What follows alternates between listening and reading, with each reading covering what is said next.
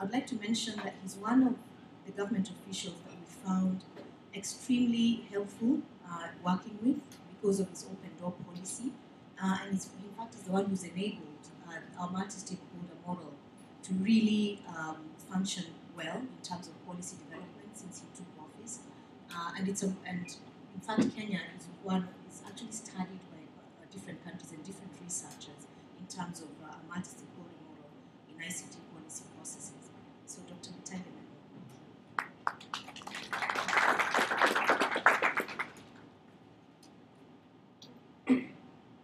I want to disclose that I paid 2,000 shillings to say good things.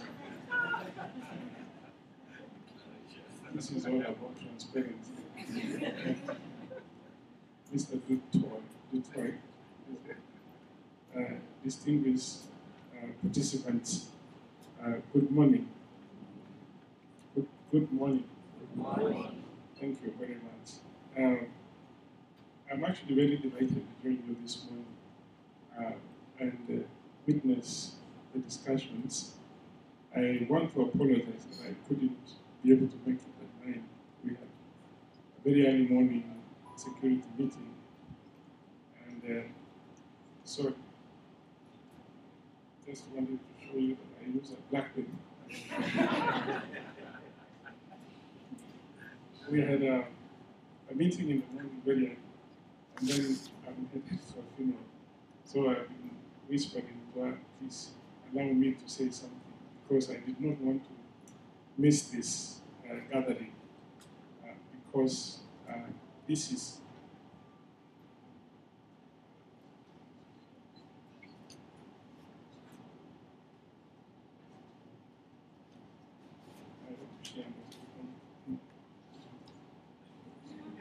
it's a woman anyway.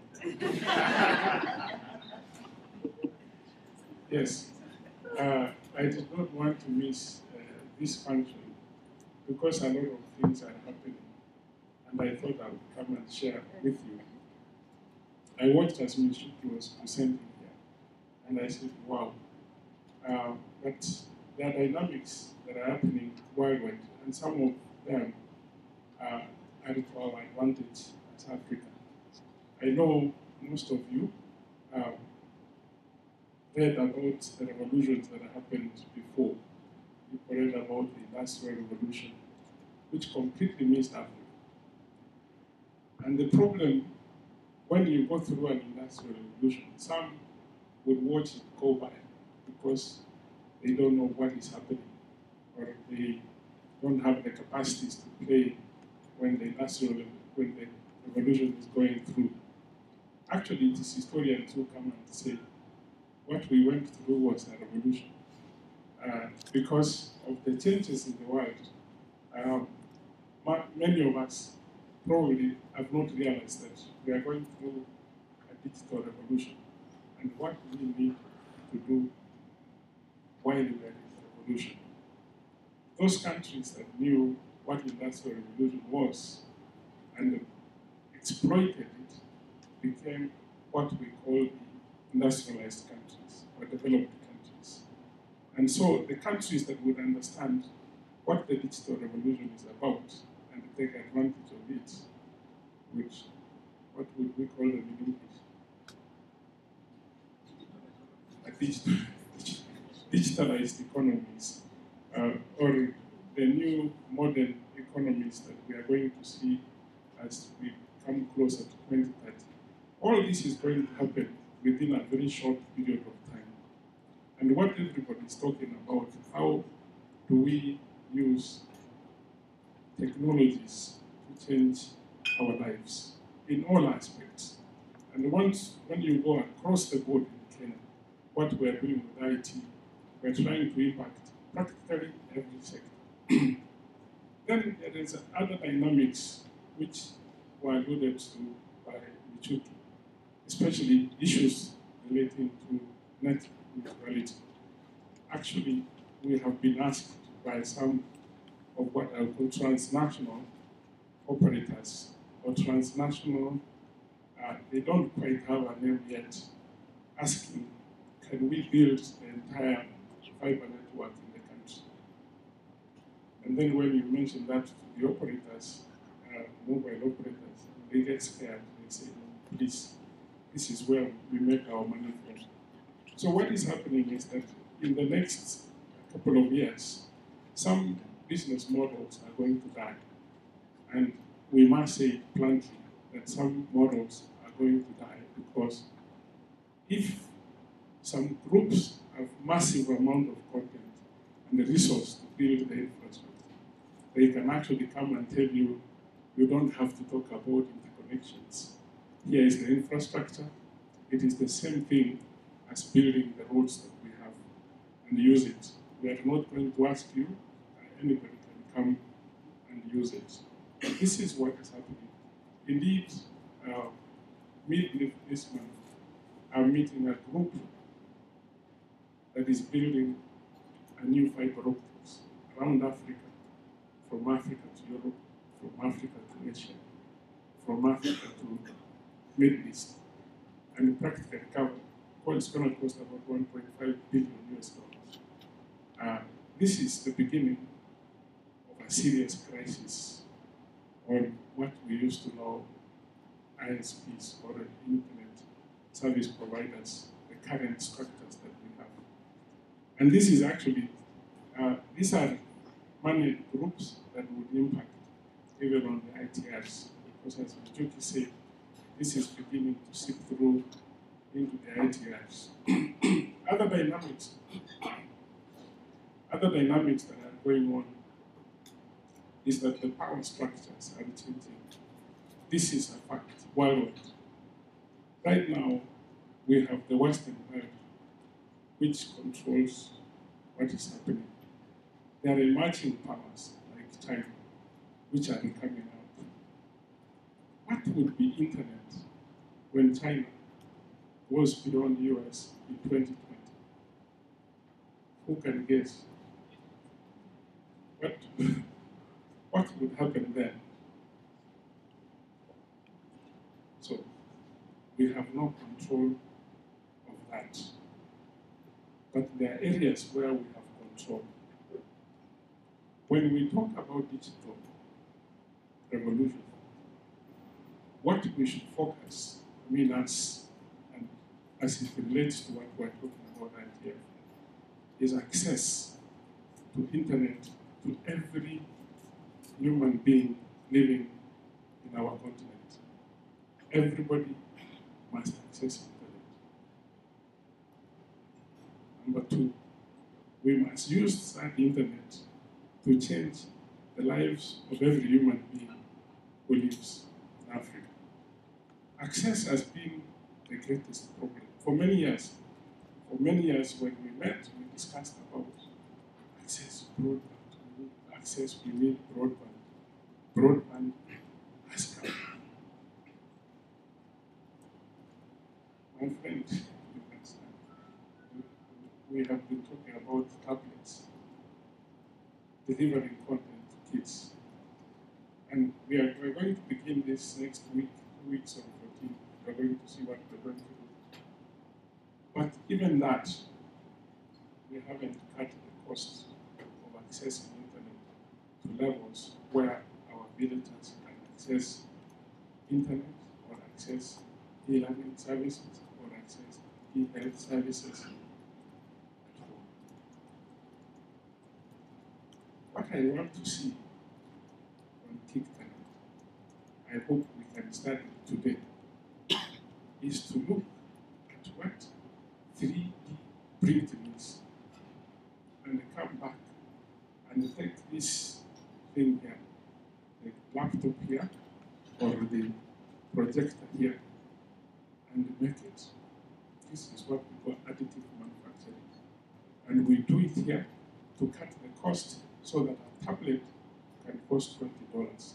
The Indians are doing it. Why can't we do it here? If today we are making these discussions and the kids throughout the country are accessing it, because every day you deny access to kids in the rural areas, you deny a potential Bill Gates emerging from that village and becoming worldwide. in our human being. So access is a problem. Access is a problem. Let us address it at this level, at regulatory level, address it at areas where we have control, and also understand how we behave in the new dynamics, global dynamics that nobody has control over. Then the government has said open data is there for you. The last time I was looking at the number of hits. We are getting less than 10,000 hits per week.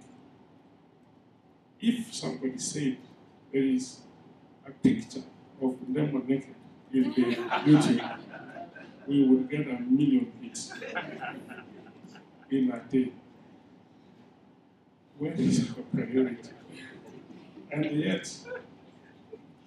yet, this open data has got the power to change our lives completely. Mr. Ditore said about something about e-government. What every government is doing is that we must now begin to take advantage of automation to create internal efficiencies, to create lots of resources which would be converted into healthcare, into road networks. In Kenya, our rudimentary calculations, we could actually save almost $5 billion from procurement, from land, from judiciary, from all the registries that we have. This is what we want to do and improve service delivery to the citizens. But open data, play with it, and you see things you have never seen. I was in the UN together last month, and I've seen the mashups of data from the private sector and what the government has. And you actually begin to see a lot of things. If you take the mobile network operators data and mash it up with the data from initial planning, you would actually begin to explain poverty mapping in this country. You would precisely map poverty in the whole country. You would precisely understand the behavior of human beings when inflation goes up and the impact on mobile network operators. Actually, when it goes up by a lot, they move from 500 top-up credit to 250. I mean, this is straight. These are some of the things you see. But are we utilizing this open data to improve our lives? Or we just wanted it and tell the world that we have open data. We are the first country to have open data. But I'm not seeing people use it. Only at the seminars, we had a master class with the media, and they came up with very good applications. But we have not scaled up these applications. Someone said the amount given to IEBC for elections, if we took that money and made sure everybody has a mobile phone and an application on voting, we would vote within 9 hours and get the results within an hour and no repeat. So we have the power to change, but nobody is standing up and saying that actually we have the technology to do this. We have the technology to do this because once you've voted, you can still check whether someone changed your vote. If it is changed, then it becomes evidence that someone was trying to manipulate the voting. This is what happens when you pay a wrong person on M-Pesa. The money is brought back, isn't it? Your vote would be brought back to where you wanted it to be. So these are things which we are not addressing, but not talking. But anyway, infrastructure in another year, practically, we would have the best infrastructure worldwide. Because if we take LTE to every village where there are no roads. Your vehicle will be stuck, open your laptop, and do your work on the internet. This is what is going to happen. But what we must fight is that from the undersea to the terrestrial fiber to the last mile, we must have open access platforms. Such that tomorrow Michuki can decide to be an ISP and not complain that is being undermined by the provider of broadband. This is what we are saying. We are enabling you to have that power to compete with these large companies, but we are not exploiting that. The whole thing about internet, the whole thing about what we presentations here is focused at empowering you as a person.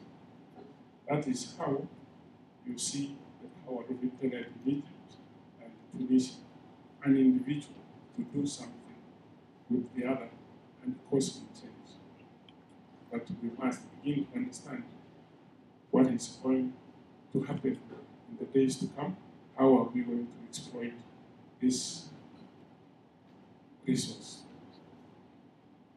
So on voting, finish with ITR because we should be saying who goes to vote.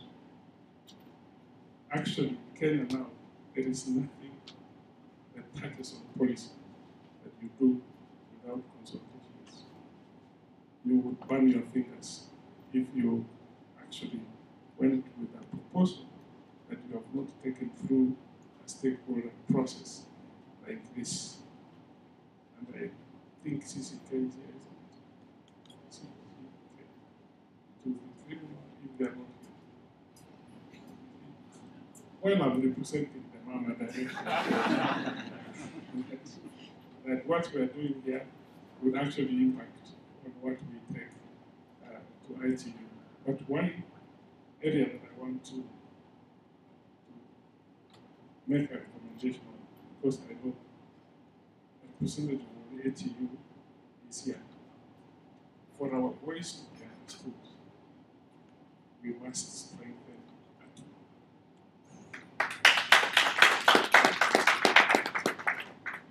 because when you go as Africa, as 1 billion people, to say this is what we want, because sometimes it's very difficult for just one nation to say something about either ITRs or communications or radio and stuff. But if we go as a united Africa and regular meetings so that we can sensitize practically everybody in Africa, we will change things. If you read the McKinsey report, Accenture report, everybody is looking to Africa. Africans are not looking into Africa. They are looking out there. What is China doing? What is US doing? The potential, the growth is with us. I'm saying this because we have an advantage. Because our population structure is such that we have a lot of young, learned resource. You go to China, it's like a tree. There is all up there, and down here is a stick. There are no youth. Europe, going the same. Old, and below, there isn't. Why can't we take advantage of this? Why do we look at the youth as a problem? Why? Because if, I don't know, we are streaming this, so then I'll exchange, I will tell you.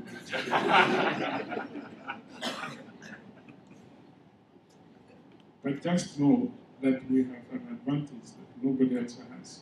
We must begin to take advantage of our population structure. I will leave it there. So you can do further studies on this one. Even China, by the way, their one-child policy is beginning to act. That's why they're moving, shifting manufacturing to India. It must also shift to Africa. That's how we will change ourselves. But let us take advantage of what we know, take advantage of the knowledge we have, like from the Chuki here. That's the hope of knowing. Let us exploit the resources that we have. Asante sana.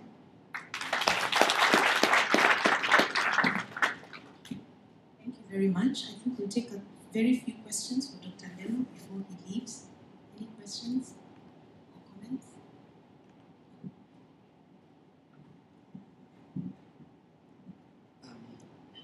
First of all, let me appreciate the presentation by Dr. Ndemo. He talked about Africa and the power in oneness. I think in very many fronts, we are actually not united. Every region has their own way of doing things, and I have not seen a lot of collaboration because really everybody is looking to Africa. Here we have a lot of deposits that we have not used. A lot of our content is not online as we are supposed to do. So mine is a comment that maybe we need to really look at how to coalesce or how to come together, how to form a synergy so that we can be a power talking to the developed nations. Thank you.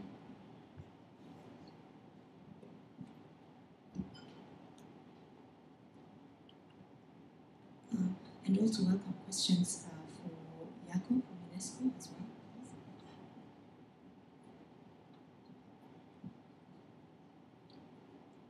Ibrahim, and I would like to personally appreciate Dr. Bitange for recognizing the youth. In line with Constitution, Article 55, the youth have the mandate to participate in politically, economically, and socially. I would also like to raise concerns to every one of us. We should stop the negligence of the younger generation. And in as much as we like the youth, or we like our nation to take another step in information, communication, and technology, we should also put measures. As we are also approaching the electioneering period, what measures as these organizations have you put across? For example, in sharing of information among the youth, I understand, according to my understanding, is that we have 42 different tribes in Kenya, and day in, day out, these people communicate through the internet. So what measures have they put to see that they don't use these tribes to communicate, maybe influence rather negatively, for example, in maybe hate speeches and whatsoever. With that few remarks, thank you very much.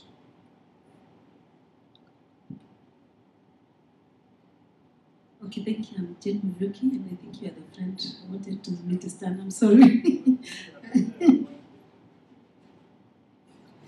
Okay, I want to appreciate Dr. Lee for the support he has given us as an organization. One thing I would say that he's one of the peers that has an open door for everybody, not just his staff, but for everybody. Because since he came to launch the program to enable education for children in the slum, he has continuously continued to make sure that the program moves forward. And he has always been able to refer people, UNESCO, Commonwealth of Learning, and the others to the program. And I think Aris gave you a preview of what I was going to present. I don't know what.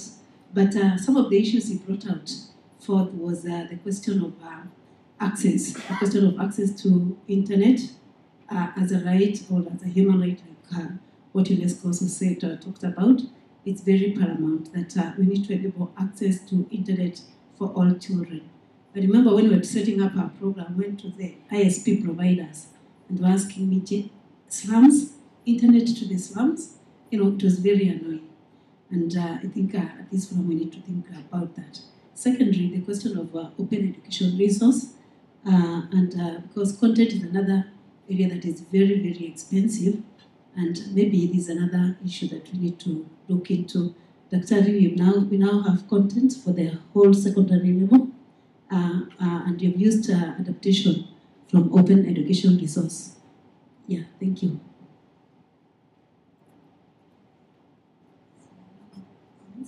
Could I ask a question to our UNESCO colleague? Yes. So Karibu Kenya, and my question is, what is being done, especially by UNESCO, to ensure that the cultural heritage of African countries is maintained and retained for future generations?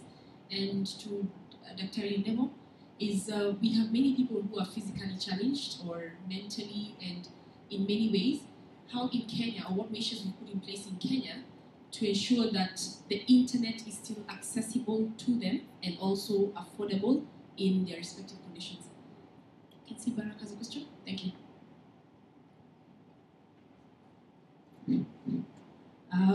Yeah, this is Alice from ATU. I just wanted to actually thank Dr. Ndemo for that powerful speech. I think if we start with ourselves, like Dr. Ria said, we can go very far using the little resources that we have, and we can change the world around us, especially within our own boundaries. And I want to re-emphasize the fact that we have an establishment like ATU, which we would like I would like to re-emphasize what you say, that we support the institutions that we have established so that we can forge forward the issues that affect us, not only within the urban area, but even in the rural areas. Because at the end of the day, we must be able to communicate in totality. So, Dr. Ndemo, asante sana. Okay, a question from Brandy Martin from the Pennsylvania State University, USA, to Dr. Ndemo. What are the two most important challenges in ICT for Kenya?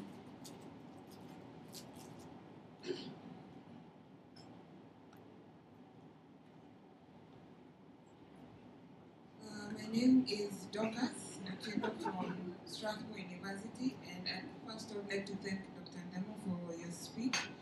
And my concern really is when we want to introduce the internet for everyone and make it policy and probably a human right that everyone should access internet. When it comes to children, shouldn't we at least wait until policy and enforcement has a grasp before we introduce it to children? Because from the developed world, you have parents complaining that they cannot control the monster that is the internet to their children, and they're being exposed to things that are harmful to their development. For example, the sexualization of children too early. So, is there a roadmap, for example, that the government has, a step-by-step process that would ensure that children are protected? There are already policies in place before the internet gets to children as a basic right.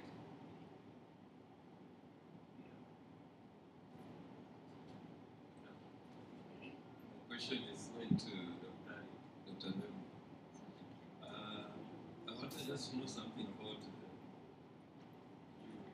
speech. You did mention about the bottlenecks you get in implementing most of the policies, like if you want to implement something on cybersecurity. Dr. Ndemo?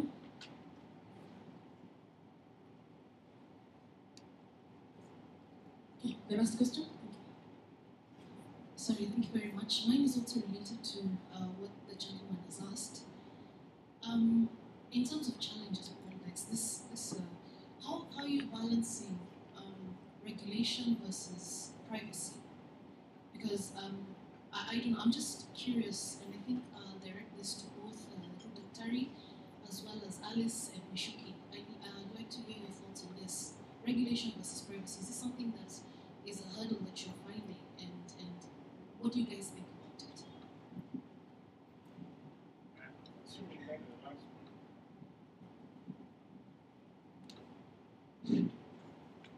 Okay. Let me start from down up, because my brain works that way.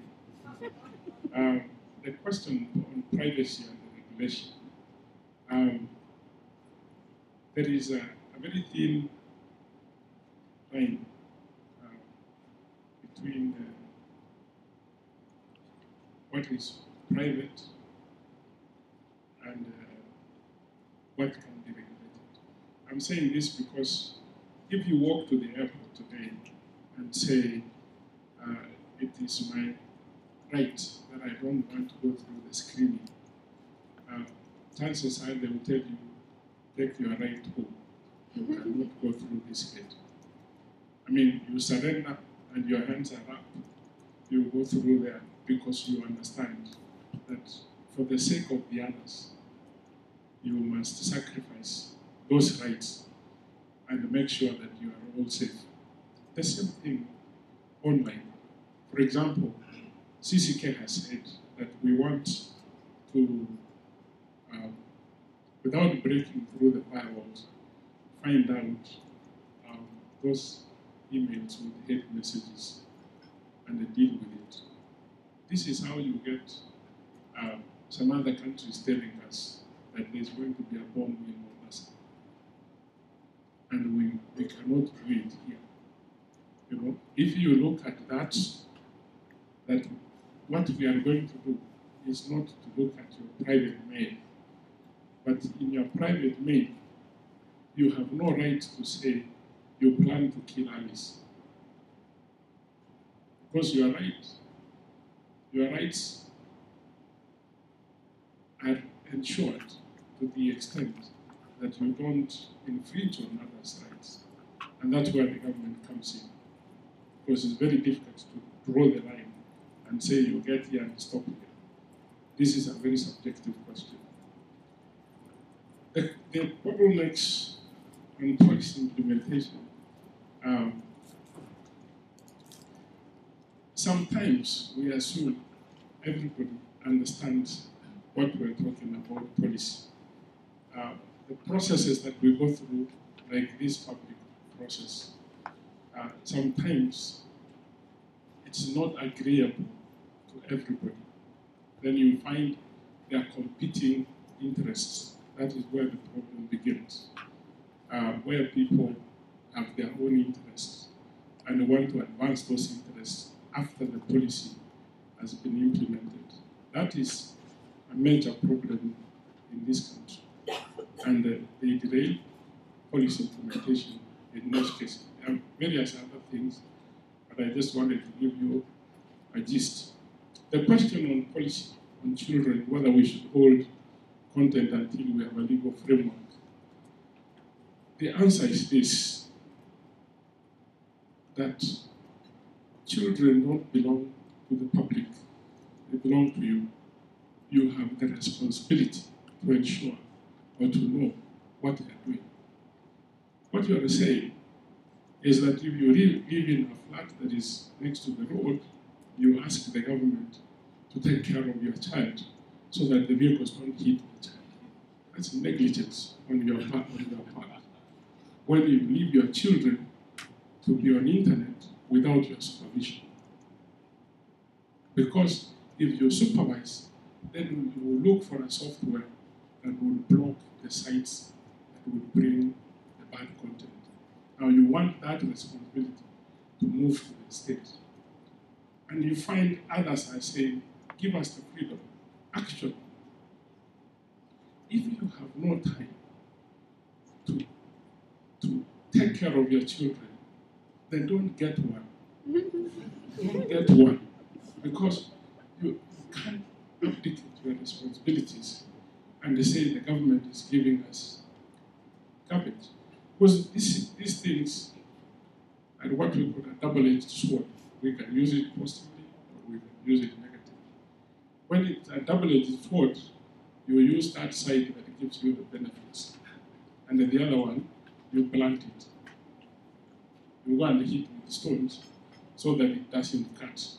And then the person who will do it, it is yourself, not the state.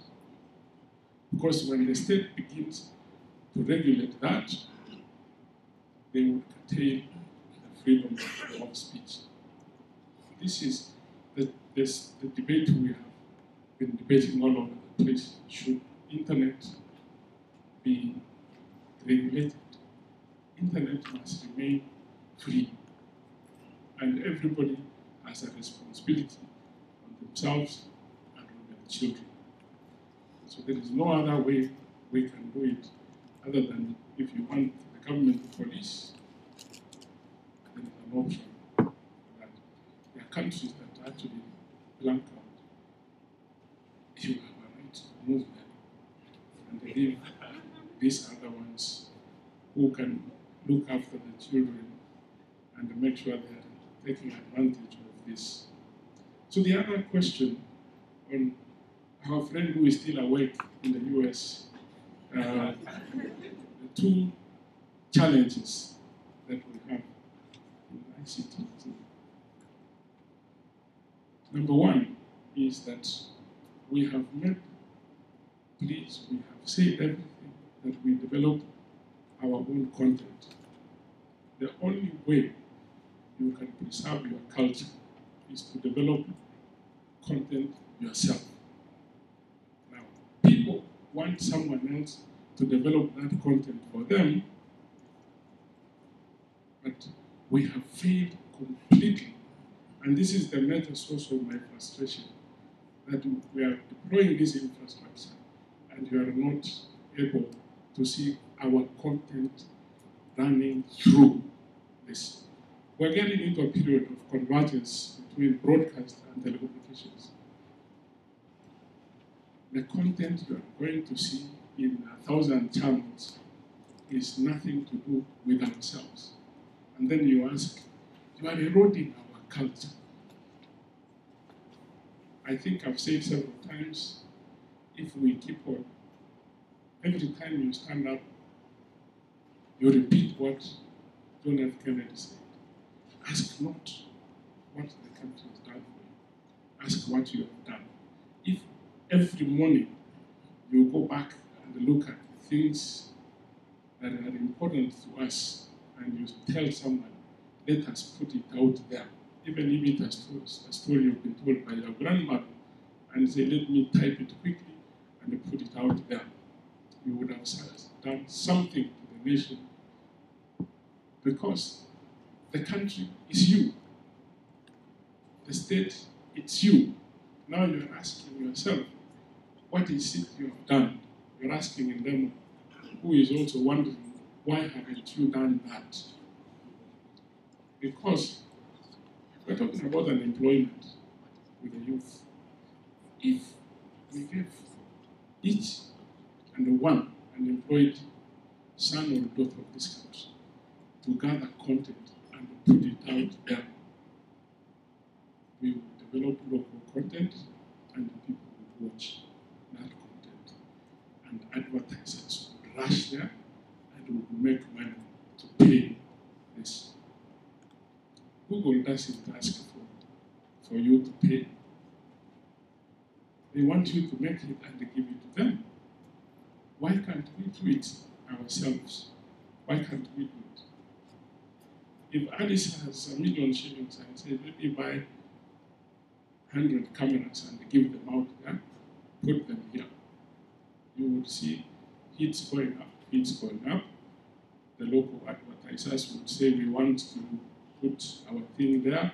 They pay, you began to pay. That is local content development. And actually that answers the question on culture. You are asking Butoy about our culture. You want him to preserve the Kikuyu culture. Or you want him to preserve the Luo culture or the Kisi culture. He doesn't even know whether there are Ndorobos in this country. So it is us who know there are Ndorobos. We must find how they live, what they eat, where they stay, and tell the rest of the world. That's how you preserve your culture. It is you, yourself, to do it. A question on disability, we had a conference about a week ago. We are trying to amend the law so that we can begin to provide for those who are disabled in this country. If you see, the public broadcaster has gone ahead to implement some of the things. We have seen some schools are implementing computers for those who are visually impaired. There are several things we are doing. We are going to request mobile operators to be a little more sensitive. We're asking government to remove duty on some of the software that is used by disabled people in this country. So we keep on engaging our disabled people. CCK has a conference with them, I think, annually. So we are actually way ahead on this. The content question, I sort of answered it, and this is actually the biggest problem in this country. Nobody wants to do anything, but everybody wants. No. Even when we have unemployment, that we are watching this and hoping God would help us. But the last time I checked, God helps those who help themselves. So there is no option in this that someone will never do it for us. If they do for us, you will not even notice it. How many of you have seen in radio on Intel? On Intel, yeah. Even Microsoft attempted that. Yeah. You see models doing radio in the city. Is that in radio? Yeah. So it's an example by the Western world. And then you want to preserve your culture. My friends, then the question by IPA, the measures of sharing of information. We have what we said, open data. And I said, nobody has actually gone there. Actually, I'm trying to look for a sexy thing and then put it there so that we can make people go there to see this open data. Because a lot of information, actually you can go and see county data. You are about to vote for a governor or a senator. What do you know about the problems that needs to be solved?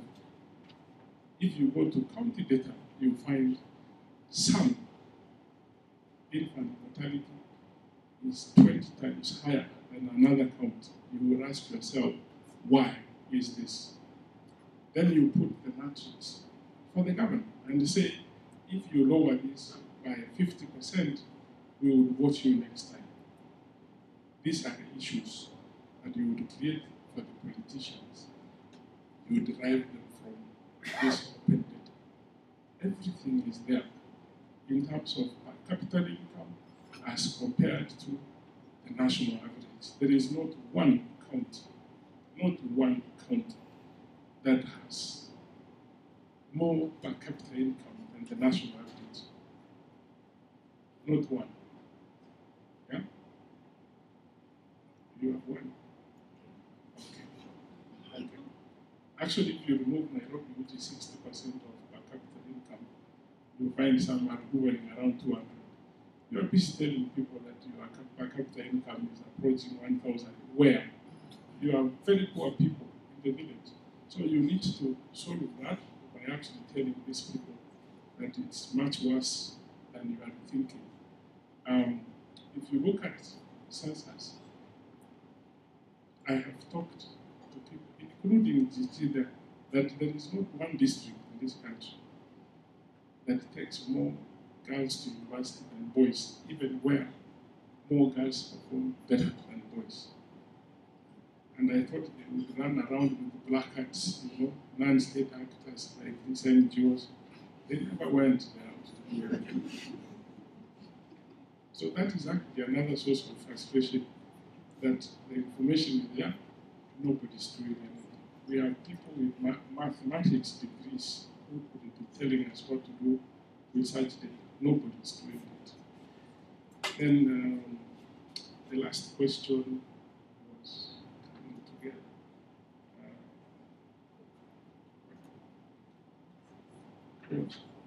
The policy. Oh, the Africa. It was a comment that Africa must come together. Actually, just because we are nice to each other in every meeting, and something must be done. We get some people, information is power. Get more information, and then dictate to their, they wouldn't know. Yeah. So we shut down those streaming things. I would say good things.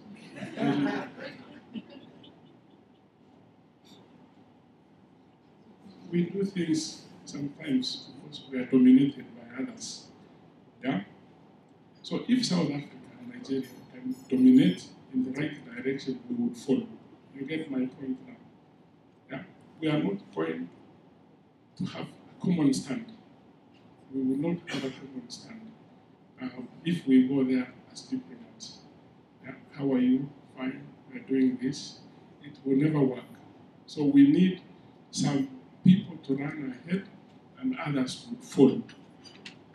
And they would run and say, you must run. You see what, my friend, you get the point. I don't want to say something that would mess me up. But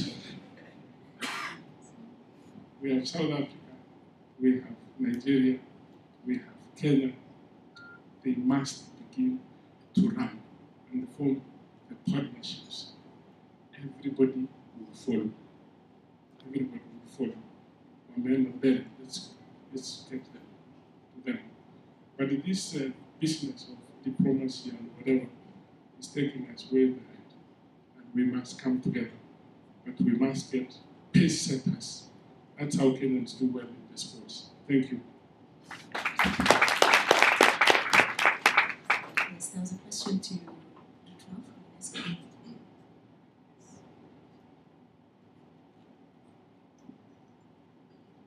Thank you very much for the question. Even though UNESCO doesn't know necessarily all the cultures, we can help those that want to be helped. And this can be done in basically two forms. First of all, when we look at existing cultural artifacts that need to be digitalized, UNESCO does have guidelines on digitalization of artifacts in a digital format so that they are open and accessible. So in this terms, we have normative instruments in that regard. Trainings are also carried out for those institutions, government officials that are interested in the digitalization of their artifacts or documents. We also have a specific project that recognizes the cultural value of audiovisual heritage that is recognized like the World Heritage List within the Memory of the World program. But culture is not only about our past, culture is also about what we currently live and how we experience reality. In that sense, self-expression by people and youth especially is also very important. In this regard, again, a normative instrument that can be used is UNESCO's guidelines on user-generated content that can help people in order to make available that content that reflects cultures.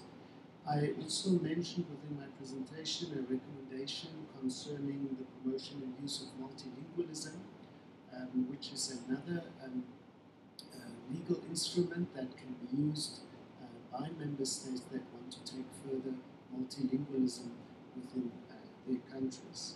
Lastly, as was mentioned here, digital literacy doesn't come by itself, and in order for people to know that they can use the digital tools and the internet space to make their culture available, a certain level of literacy is necessary in order to encourage that self-expression and to do it in a very responsible way. In this regard, UNESCO is working on media information literacy, and we work specifically with teachers in order to integrate media information literacy curricula within teacher training institutions, so that they can not only encourage young people to express themselves, but that they themselves can also make use of local content in a responsible way. I hope that answered your question. Well, thank you very much. I would now like to hand the microphone back to, and the sessions back to Grace Kihali and Grace Bomo, who will take us through what we're going to do in the rest of the sessions. Thank you, everyone.